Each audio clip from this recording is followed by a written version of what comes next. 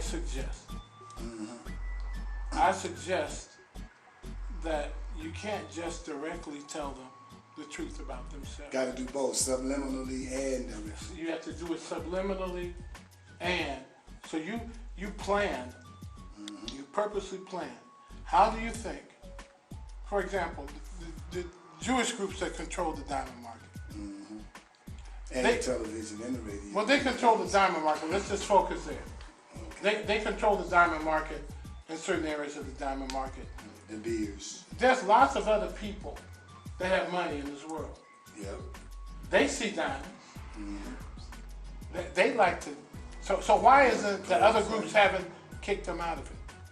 Because they got a stranglehold on it. Right? What they do is they train. They tell their children that this is your birthright. That's right. Your father, your grandfather, your other father, he owned diamonds. That's right. What that creates is a strength, right. a polarization that makes it nearly impossible to dig them out of there. They train that strength in and they reinforce it. So what we do is we find strength and reinforce it. What I see at the meetings is too much conversation about what's wrong. We got to find strength. Now, which meeting? You talking about Webb's meeting? Or I'm talking about all sorts of meetings. Churches? All these different meetings at churches and community centers where we get up as people and talk about doing better. We're talking about what's wrong.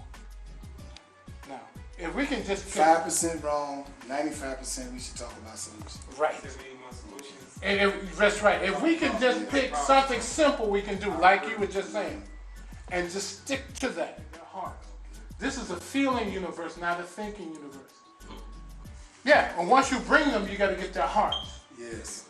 Not their minds. Screw their minds. That's true. Because I can intellectually look at this murder against humanity, intellectualize it, and walk away and not think about it. But if you get me feeling, I'm a warning for you for God.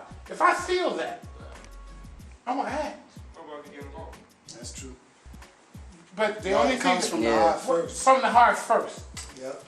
So all we have to do is plan that into what we do.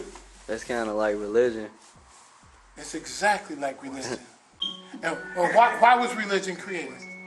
It affects Because the people who had the power realized that all human beings had to do was focus their thought, and they could have anything they wanted in the universe. But now if you tell the masses of people that and train them that, how can you control anyone?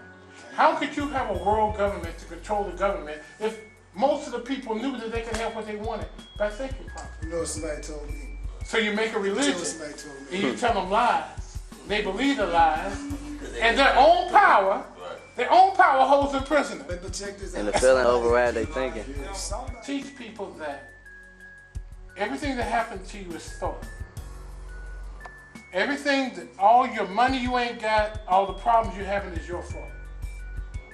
Now first, that's hard. And half the people get up the room and leave. Right now.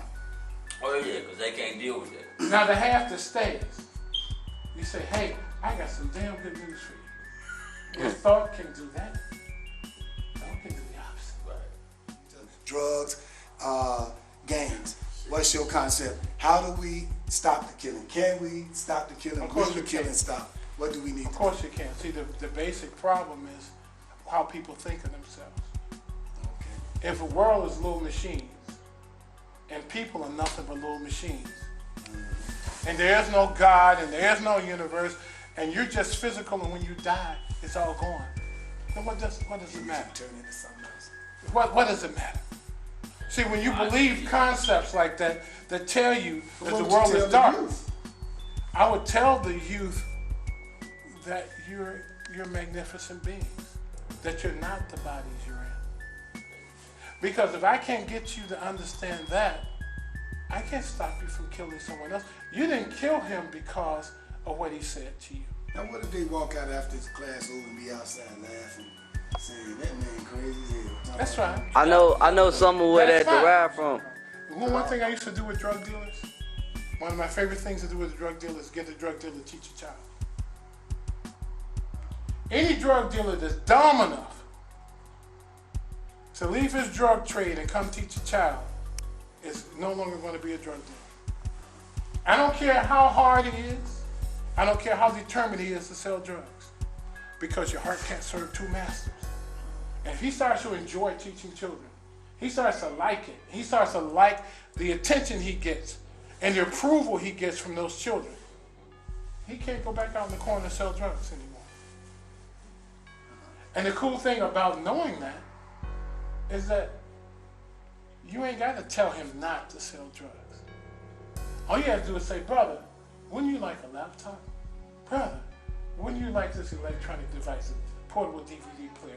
Brother, wouldn't you like a DVD player for your mama? I'm going to give you one. All you got to do for me, brother, is just come to this class and teach these kids. Shorties. Tell them, teach them what though? Teach them whatever, Life skills. whatever I told you, because I'm going to give it to you. I'm going to print it out and hand it to you, and you're going to teach what I gave you. Okay. Now you like it, and you tell your friends, man, that was the easiest thing I ever did in my life. I just went, I taught these kids, and I kind of like it. So he comes back and he does it again. He does it again. You keep giving him stuff. The only thing we need to do is to get people to give us stuff. Yeah. People will give you stuff before they'll give you money.